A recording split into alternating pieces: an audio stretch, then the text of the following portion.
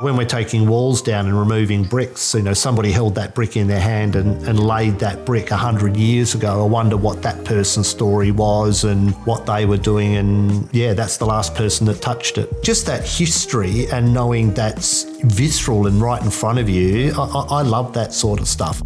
As an adult, my daughter and I think had moved something like, 20 times in 20 years. So we were looking for a family home and we walked in and it just felt like home.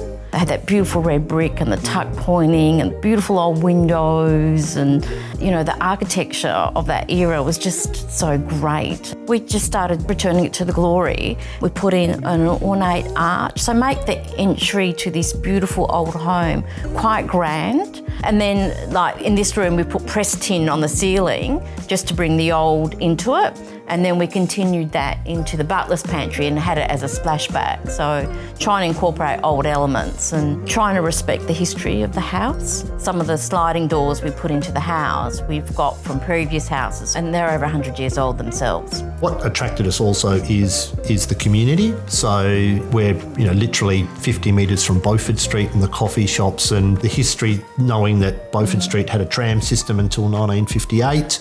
It's not really suburbs like you would have in the northern part of Perth. It's very livable, a lot of people walking, a lot of families. A lot of young families. So it was the house, but it wasn't just the house, it was also the situ of the house. And this particular street that we live in, there's no units, they are all the original houses. So the preservation of those becomes more important as time goes on.